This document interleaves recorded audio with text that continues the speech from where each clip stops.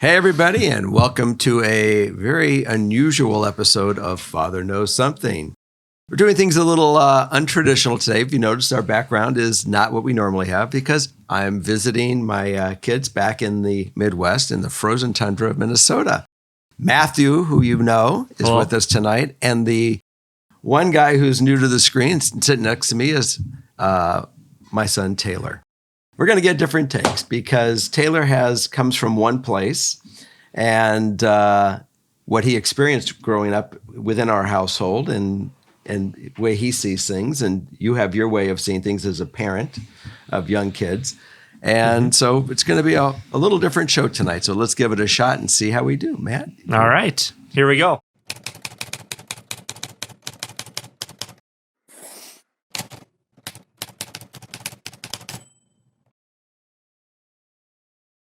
Howdy, Jerry, and whoever may be joining this episode.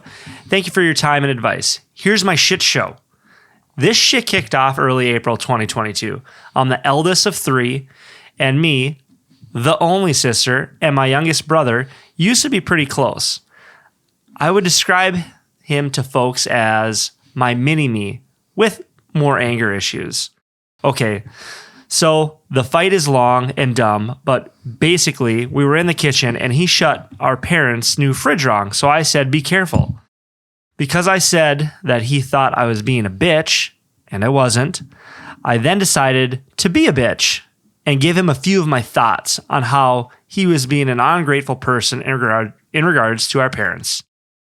We are adults. I'm 25 and he's 20. During this, we are living in our parents' home for fucking free. And he's mad at my dad for some bullshit stuff that they were working on together. Anywho, we are fighting verbally, but he at one point is literally asking me to make this a physical fight. I didn't actually push him then, but a little later in the fight, I did push him. Bad choice, I know, in the moment. I had my reasons.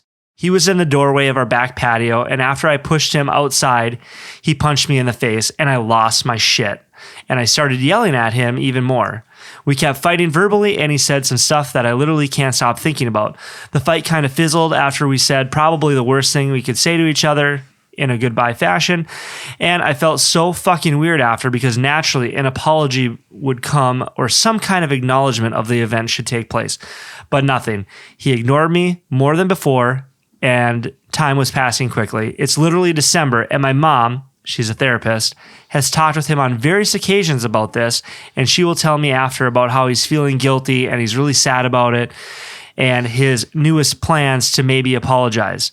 My favorite is the newest info. He's almost ready to talk to me, and my mom hopes it will be before or around Christmas as a present. For who? Well, this is really interesting. We have a lot of dynamics going with a lot of the actors in this story. I can relate to this story because we have a similar cast sometimes in our home. So it's going to be an interesting take to hear everyone's thought. The one thing that I think that everybody would like to probably agree to is nobody really wants to fight. There's always something that's going on in the background, and there's triggers. And I think that if you and your brother are approaching a trigger, I think that even though he's got his thing with his dad, you're going to have to focus on what your issue is with him. So I would just try to sit down and say, look, I'd like to come up with some rules. I know you're not in the mood for me at all, but can we have a conversation and see if we can unwind whatever this windup is that we can get on a path that we can communicate. Now, I'm going to chime in to Taylor in a second because he'll know if what I'm saying is total bullshit or not, that if he's in the mood not to talk to Morgan or talk to me, he may say, you know, Dad, no matter what you're saying right now, you're full of shit. And this is going to be interesting because I guess we have to carry this as a different dialogue rather than sit here and come up with a perception of what in my mind might think will work. I should really ask you, in that situation when you're having a problem with a sibling or me in the family unit, is there anything that we could say that will disarm the wound up clock spring? She already pissed him off though at the fridge. she was getting mad about the fridge. To me, she instigated the fight. If she didn't say nothing about the fridge, the fight would have never gone on like that. So if there was something that was going on that she saw something that could be an issue, is there any path that she can take to communicate with you what's going on that maybe whatever she is noticing that she could bring it to your attention without triggering her brother? I don't think so. To me, like I said, to me, it sounds like he's got a lot of build up anger, and it just keeps building when she mentioned the fridge or something. So he was probably already pissed off, and she just building on it. Okay, so now that this fight has now happened and it's gone, what does she do to try to come to him to discharge the anger? Because obviously she doesn't want to have the anger, and I don't know, maybe the brother wants the anger still. If it was you, is there anything that person can say later to get back on a path that you guys can come up with a dialogue that in the future, should something go on with the refrigerator, that you guys don't trigger one another? Is there any way to go deeper in to find whatever the root is of this conflict so we can get rid of the anger or the bitterness? For the time being, I'd say give it time. And then after time, it would probably get better. Matt? I think this story is ridiculous, top to bottom. For a few simple facts. Okay. One, I mean, to get so bent out of shape after somebody telling you to be careful, maybe you can be annoyed with that, but to cause a fight, it's ridiculous, and just walk away. My thought and belief is that there is no reason a man should really ever punch a woman. Like, absolutely. As a parent, if I was that mom, that kid wouldn't be living in my house at some point. Like, but I'm sorry, like that is super unacceptable from a 20. I didn't even get to that far. I was just trying to find a way about the first trigger. Well, clearly there's an underlying issue, right? There's an underlying issue somewhere that he clearly has a problem with her to some level, something that he's not dealing with at the forefront of the relationship. Because, I don't know, Taylor could tell me to shut the fridge, and even if I'm mad at him, like, there's no underlying anger. I'm not going to come at him and start this thing. So there's obviously a trigger that's more deep in with this, that's causing these correct the behavior. There's something going on. So, but we're just hearing about the fridge. What if it's just not the fridge? It's this. This. It's probably going to be epidemic in other areas. He's probably just getting sick of it at this point. At what point do you set boundaries within that relationship then? If you're not being upfront and then setting your boundaries of what is acceptable to you within that relationship, then there's a problem, right? If it's not being set. As the brother, if I'm getting constantly hounded by somebody, I would go to that person and say, hey, look, here's where I'm at with this relationship. It feels to me as like you're nagging, or something's going on where you keep coming after me, and I don't appreciate it. So let's set these boundaries where we're not going to talk to each other like that. And if you have an issue with what's transpiring, let's preference that conversation with, hey, I need to talk to you about something.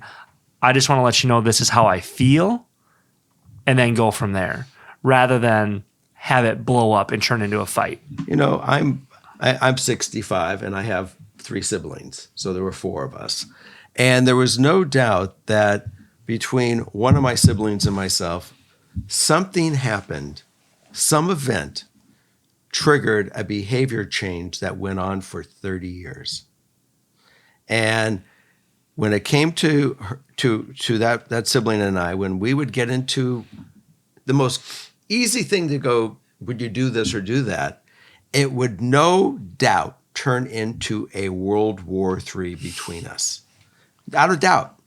And it wasn't only I would say in the last year when I finally said, we got to discharge this thing. Because we can't go on this way I love you, you love me, you ask me to do something, no matter how I do it, it's not right. And now, it's not that it's wrong, it's not right for her the way that it's being done. Sure. So how do we tell this writer that you can communicate or go to this person on a time where there's no one around, there's no fight to really be had. You guys are enjoying each other and say, I love you and you're my sibling. How can we find out where we went wrong that we don't do that again, that we can really live within? And it goes back to that word you had, the boundary. How do we go set this up that we can succeed and love each other and not either me piss you off or certainly I don't want to piss you off? Because that's really the crux of what this is. Because if you can get rid of that, you can certainly get rid of the pushing or the blocking or this or that, because it got physical with me and my sibling. And I mean, it was crazy. I mean, the sibling would come after me, with death in in their eyes. Yeah. And so you want to get rid of that. And sometimes I know that I'm looking at you because you and I are past this part, because there was a time when you wanted to tear me from shred to shred. Correct. And we got through that through whatever it was, but it's not an issue. Mm-hmm. Sometimes he can still have that issue there. He doesn't want to be bothered. Again, we're back in the same age group as your brother's 20. He's in his 20s. Do you have any ideas on how to approach this that it will be successful for this person? Like I said before, I just think given time, all relationships are ever evolving. And for me, I know I might be angry, but at some point that will pass too. So I just say be patient. I don't really have relationships are tough. So I don't really have go-to how to fix it. Just fix it. I think exactly what you just said, having that conversation, what you just laid out. You laid out the plan for them already. They just need to now take the action if they truly want to salvage a relationship. And ultimately, if she doesn't want to maintain that relationship, and ultimately, everyone is responsible for themselves, and you can ultimately choose to cut that person out, and you don't need to have them involved in your life. I can see where that guy's coming from, though. If someone was nagging me my whole life and they continue to do it as I'm getting older, I'd get pissed off too. It can make you mad. So I'd say stop nagging him. Violence is never the answer. But she started it. She should never pushed him. She even admitted it. But we both agree that a guy shouldn't hit a girl, right? Hit a girl. We just shouldn't hit people in general, right? Yeah. All right. So we're on the same page with that. Yeah. Violence can be avoided. You just walk away. You just don't do it. So that's what I think. I think you've laid out the groundwork, and it's give it a shot. When I say give it a shot, if you see there's going to be a problem, don't exasperate the issue by trying to teach him a lesson right then and there if he's not receptive to it. And it's probably the way that you reflect inside the way that you're approaching it to have a conversation with him, that you can actually come out yourself and look at how you're going to approach it to see how he'll react before you do it, that you can try to get it in a way that it will be more positive, or write it down and give it to him another day where you can actually say, can we sit down? I just want to tell you things that happened in the past, and I don't want to trigger you, but we do live together, and maybe this might be more considerate. And if somebody did it that way, would that be a better way to approach it, where it didn't happen right then and there? It was removed from that situation, and they came back later and had a conversation. I think that'd be pretty beneficial. Yeah. Yep. All right. So give that a shot. And really, if anybody else has comments on this one, we read the comments, and I love to read the comments. And so we'll go from there. Matt, there we go. Let's go. By the way, do you know that I have a dog at my foot, and it's not Holly, it's your dog, Havoc. Yes. And does Havoc cause a lot of havoc? He earned his name. He earned his name. All right, let's go. Hello from Australia. I, 21 female, and my partner, 29 male, have been together for 3 years. Our relationship is amazing, but we have had a few issues come up, like when we first moved in together, about 9 months into the relationship. I found out he has 2 kids with his ex, which he never told me about till we moved in together. He said the reason he didn't tell me was because he didn't want me to leave. He doesn't really have his kids that much, only during the day, 2 days a week. They have never stayed with us, and I have never met them. I haven't met them because his ex doesn't like me, even though she has never met me or has never given me a chance. Apart from that, I have caught him on 2 occasions on a fake Snapchat, which he didn't have me on, messaging girls and sexting. I have really bad trust issues from past relationships, and now I caught him about 4 months ago messaging girls. I keep overthinking and feel like he is still doing it. I don't look at his phone or anything. He goes out almost every weekend, which I have no issue with, but I always get the feeling he is cheating on me when he is out. I have anxiety, so I never go out with him and only get invited a handful of times. Anyway, what are things I can do to try and help my trust issues? Thanks in advance. Love the podcast. What can you do to help your trust things? Go out with a guy and spend your life with someone that can be totally transparent from the moment he meets you and be trustworthy. That would help. This guy has failed on so many levels right from the beginning with me. The most important thing in my life, It's horrible. the most important thing that when I meet somebody, what is the first thing they know about me? That you have kids. Boom, 1, 2, and 3. That's it. If they can't accept the fact that I have kids, why do I want to take one more step down a road with this person? Sorry, that's number one. So the fact that he held that back, that's called control. He's trying to control the narrative. And he's doing the same thing with his fake chats and what all the other crap is. So you want to have a life with this guy? You got to sit him down right off the bat and say, this is why I'm leaving you. And I'm controlling my narrative because I can't have any confidence with whatever goes on with you. Far as not looking at his phone just to call him on it, I think that's really great. And I'm glad that you feel that that's not the kind of life that you want, that you're going to be looking at someone's phone or following them or doing whatever it is. I had a brother-in-law that was a PI.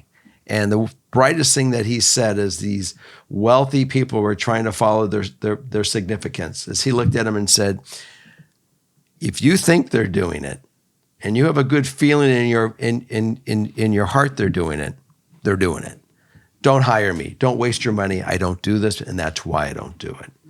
So Right. You already, in your brilliant thought process, in your gut, you've assessed this correctly, and now you can go call them on it in a responsible conversation, and just agree either you're gonna be totally transparent with one another going forward if that's what you want to do, or that you're going to depart this adventure and redefine your relationship as friends, or if you even want to be friends with a guy who doesn't tell you the truth.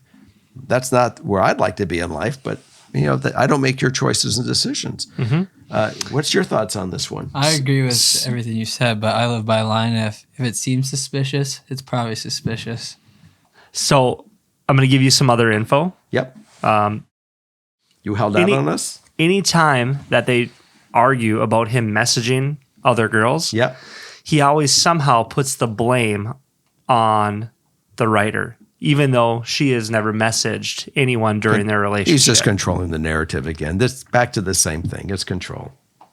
Yeah, I think that honestly, and this might be tough love, but run. I mean, get out of there. He's clearly not ready and may not be even able to himself be a trustworthy person. There needs to be some major growth there. I mean, not telling you about the kids because he's worried about you leaving, that is a huge red flag. And then sexting other people while you're in a relationship. So he may not have taken action and actually gone out and cheated, but what from an emotional standpoint is cheating, or having an emotional affair, or setting it up? There is some major distrust, and I would consider that cheating type act for sure. Bounce, pack your things up, move out, do the deal, go live your best life. That's it. This guy's not great. Any other thoughts, or we should go with the next one? The next one. Let's go. Okay. All right. Here we go. Next one. Hi, Jerry. I love the podcast, and it's comforting to get fatherly advice as my dad died when I was very young. So I, 22 female, come from a broken childhood. I am estranged from my family, and I'm living on my own in a different state. I've been dating this guy, 22 male, who I honestly believe is the one. We were friends for a year before we dated, and we are connected in all aspects of life. His family They're incredible and truly the kindest people I've ever met. Now, here's the situation. I have fallen on hard financial times, and his family has been buying me groceries, getting me gifts, and offering to pay for a portion of my college. While this is very kind, it's difficult for me to accept because of my awful childhood. I won't go into too much detail. I feel guilty accepting anything from anyone, no matter how small. I've been trying to work on this as it has caused problems in my relationship. My boyfriend doesn't understand why it's so hard for me to accept gestures like this. His family are always reminding me that I'm family, but it makes me feel guilty for some reason. I know that they are doing everything out of love, but sometimes it feels like I am just a charity case. My ideal outcome would be that I would like to be able to accept my partner's family and their gestures as they have openly accepted me. What a gift. You have a couple gifts. You found people that have put the value of you on top of a financial level. That your heart and your being is the most important thing to them, and that's what family really is. You don't put money in front of the being. Mm-hmm. Now, as far as your trouble goes, I think that it's wonderful that you are aware of it and this uncomfort, but you need to try to have maybe a family meeting where you say, guys, we all know that what you're doing for me is helping me, and I want to be able to accept it, that I can do it with the ability of not feeling guilty. So I don't know if you should say, I'm willing to work more around the house, to be a part of the family. I want to contribute. If you want to look for outside for a different job that you can bring some more money in to show that you're also trying to help yourself. Obviously you have to function. You have to live.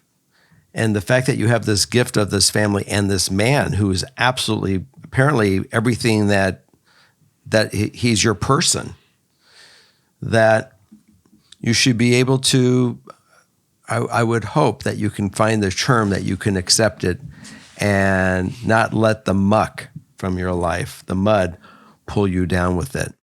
If you're going to school, does she say she's going for school? Yep. That you can say, guys, it's important that at least I know this number because one day I want to make sure that I pay it back to you. And you can look at it as a loan. It's all what you're free feeling on how you want to do this to get yourself comfortable. I know that when I've had trouble with money, I've always had, sometimes problems accepting. I've always been the one who want to give.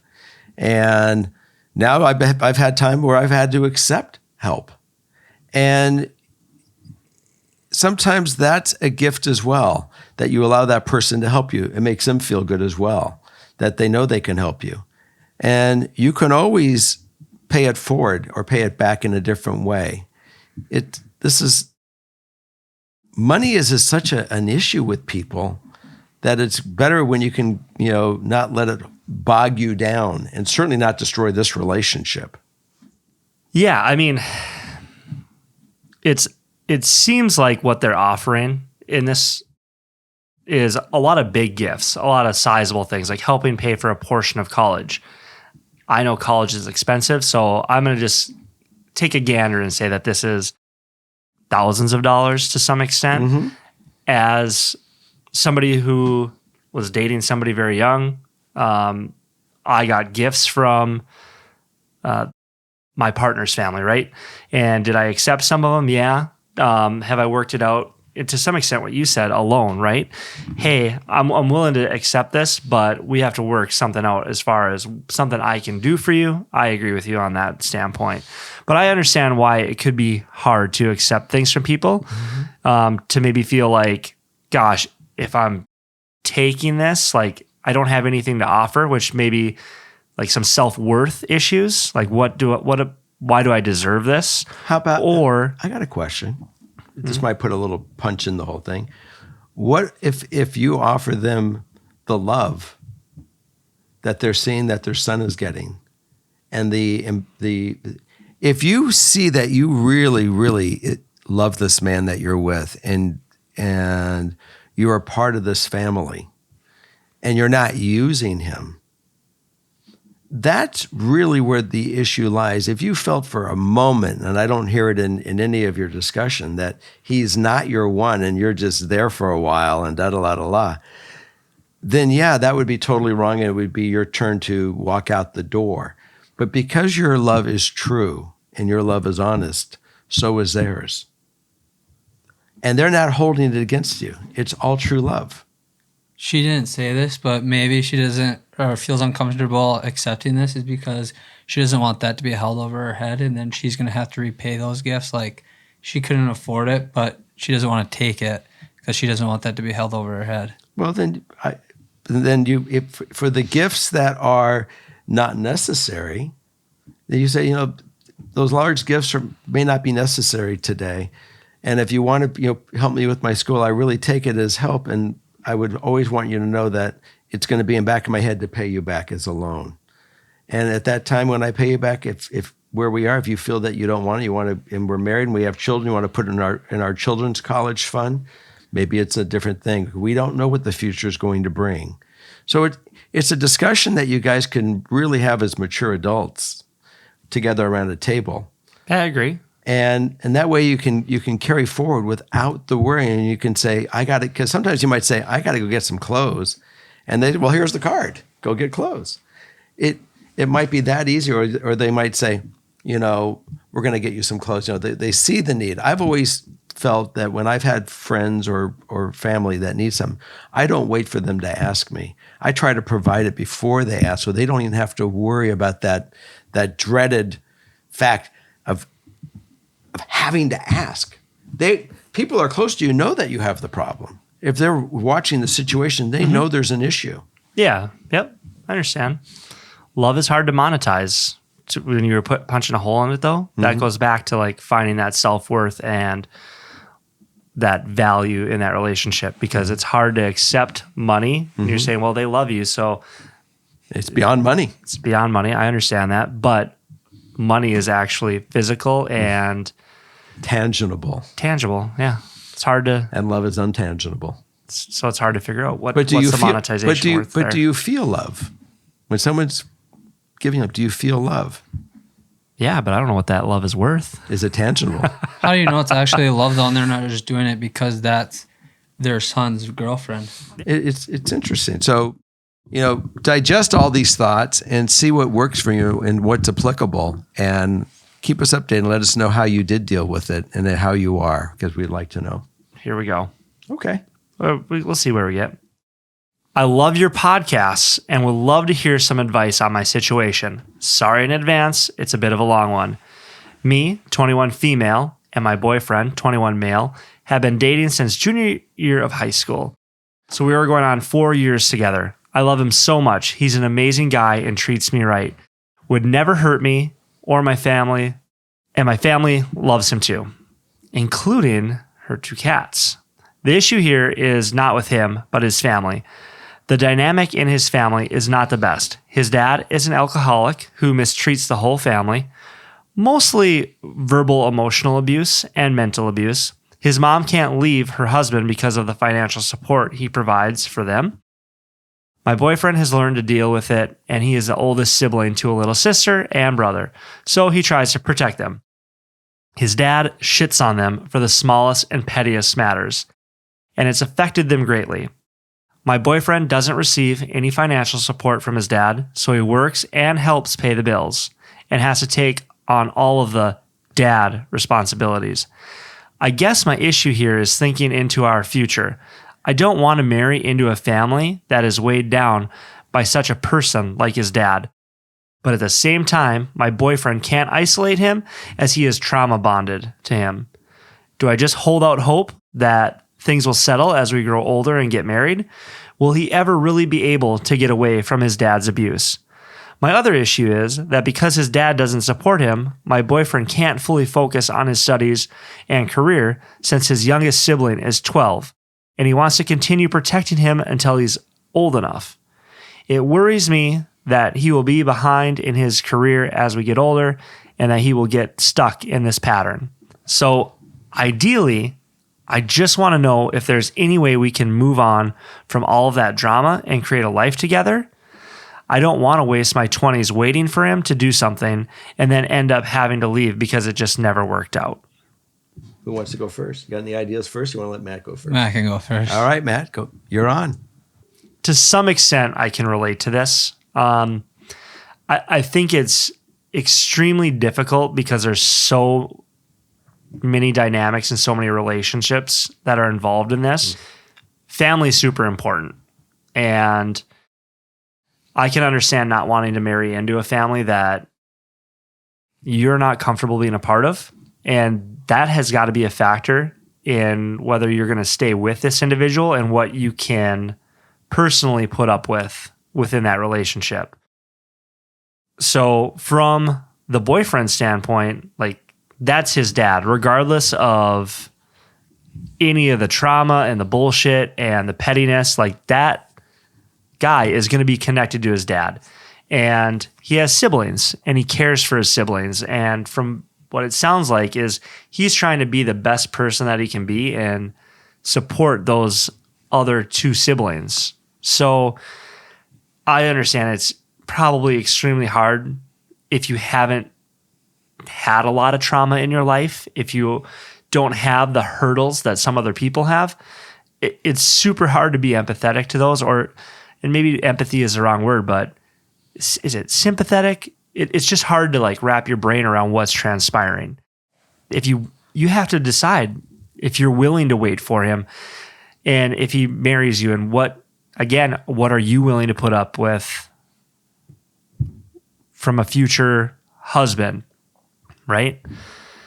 And again, there's so many dynamics here. If we go back to the mom, like the mom could leave, but she's staying. There's financial reasons. And I'm not saying that it's the right thing to do and stay because you're being financially supported, but hey, if it's that bad and that mom really wants out, I mean, people get divorced every day and their situation for sure is going to change. The boyfriend can walk away and things change, and people are going to do what's best for them at the end of the day. Mm-hmm. And they could choose being comfortable, or they can choose a hard route and try to fix it. So yeah, is there any way that you guys can move on from all the drama? Sure. Anybody can cut anybody out of their life and put up boundaries and set those boundaries, but that boyfriend has to be able to set those boundaries. And if he's not willing to do it at this time, then you got to make a hard choice of walking away or sticking with the relationship. It's not easy, but that's it. I think it's kind of hard of an ask for the boyfriend to like stop helping his siblings or cut off the relationship with his dad. I just put myself in his position. Like that would be extremely hard. Like you want to be there for your family. You want to help your family out. Like, I don't know. I just couldn't do that as the man to do that, but I can also see her point of view. I have a couple thoughts. Here So we go. the thought one is that you've been with this guy and you have fallen in love with this guy for who he is. Now, he's obviously proven that he's not a guy that turns his back on his family. And at the end of the day, when you're married to somebody, wouldn't you want to be with somebody that doesn't turn his back on his family? Number one. Number two, here's a guy that he does work and he's going to school to improve himself. And he does provide money to his mother for the household to try to support that household. Now, the father apparently was supporting, but I don't know if he is, what percent of it is, but certainly if the mother decides to depart and say, I'm going to divorce dad and I will need help. Can you help me? Or can we do something different? I don't know how you would feel as the girlfriend that your boyfriend said, we're going to have a little more hardship. So how are you going to relate with the fact that he wants to help his family and be there for his siblings? And I think that shows the character. Taylor was, certainly showing character where he was saying, hey, we're family. And this is a premier thing. And you are also correct. He just can't turn his back on his dad, because as dysfunctional as dad is, it's still his dad. And so you got a lot of dynamics going on with all this. The fact of the abuse, there is definitely help out there for people that are in abusive relationships and can't walk away from it or can't put it in perspective how to deal with it. For the abuser, and maybe even for the ones that are abused, to help get through that, or decide that it's not healthy for any of us to be in this stuff, because his little baby siblings that he's taking care of financially and trying to be there to protect them are still dealing with this, seeing this abuse in their upbringing. So the father really has to be dealt with, not because he's a provider, but he may have to be gone, and the courts will have to provide that financial need to make the mother comfortable and the other children comfortable. And if you feel that you want to help them along with it, maybe that's also some of the best help that he can do. To sit in that environment of letting it continue this way is also not healthy. So I see where you have some issues, but you're going to have to stand by your guy and realize this is what made him part of who he is, that he does see right and from wrong, and he's trying to figure out the right thing. So be there to support him through this.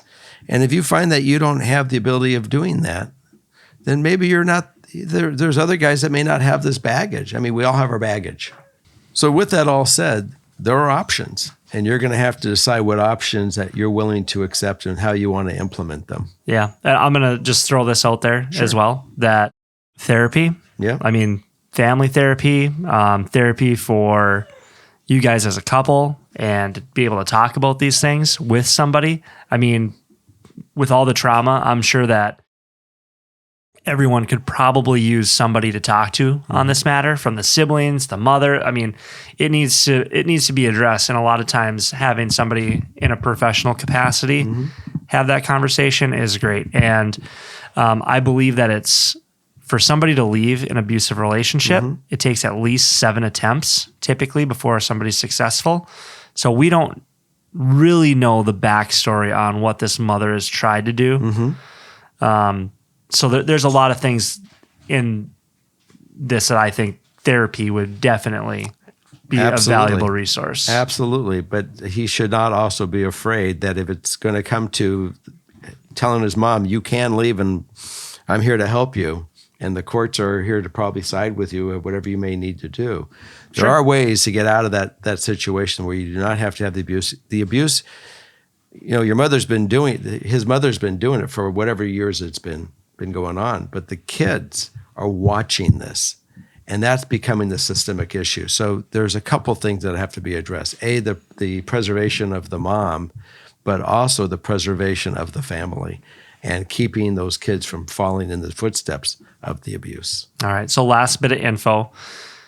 She writes, I have talked to him about his dad's behavior, and he has said that if it ever comes to it, he would isolate from his father. But in most situations, he somehow always lets his dad get the best of him.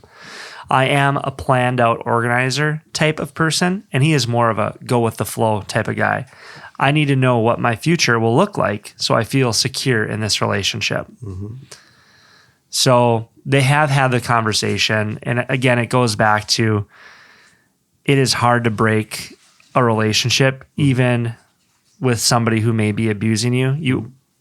I believe that people look at other people and have the best intentions, or they feel that there's going to be, people always look for the positive, right? Absolutely. And that's what I'm trying to say. If everyone has positive intent, and that's why you're walking into the relationship time and time again, and you keep getting burned. But there's a lot of muck that's in this relationship brought from the other side. She's trying to get herself through the muck, and says, I don't know if I want to carry this muck into my life the rest of my life. Right. And you don't have to. And it's a hard thing to walk away from a relationship, especially somebody that you love. But ultimately, again, when you look at your future, and you do have the ability to cut people out, and it can be a super difficult, painful thing to do. To me, it seems like she's looking for the perfect relationship, but there's never always going to be a perfect relationship. the grass isn't always green on the other side. So I just think nothing's going to be perfect. I will say this though: she's looking for her boyfriend to solve the problem by disconnecting his father, which he may never be able to do. The real decision is here: are you going to be able to disconnect from the boyfriend? That's the power you have. Is you can disconnect yourself from your boyfriend and go on with your life with somebody else. And relationships are work. They are hard. There's never a perfect relationship. Everybody is going to have issues. Mm-hmm. It then comes down to, are you willing, do you love that person enough to work through it? Are you willing to go out and get the therapy? Are you willing to put in the time? And yes, you are going to deal with some shit. You are going to get shit on probably at times, but are you willing to accept that? And you don't have to accept it. You can choose to walk away. You can choose to go find out if the grass is greener on the other side. And guess what? She may cut ties and that grass may not be greener on the other side. So you deal with what you have in front of you and what you can deal with. And I hope it all works out. I do too. I mean, it could be as simple as this, and it's not simple by any mean, where you say, you got family things to work out. I can't deal with these family things right now. I want to go experiment to see what's really out there. And go out and see if the grass is greener. And if it's not, you continue your friendship and see if he's willing to accept you back the way you are. But it's going to make the difference when somebody's realizes he's in a relationship with somebody that is willing to work with them, good or bad, through that relationship. That makes a major impression on somebody. And lastly, these are two people that are only 21 years old. They got a lot of growth to go on and experiences to have. I agree completely. So I think that's our episode of this week. And I'm glad you got to meet Taylor. We've been talking about him forever. And we have two dogs that apparently want attention. Maybe, there's Havoc. Hi. He's not interested. He's a little camera shy. Yeah. And I don't think they're interested. They're not interested. Let him hang with Grandma. So All anyways, that's it for our episode of Father Knows Something with his boys. Thanks for having me. Thank you. And we'll see you next week. Bye.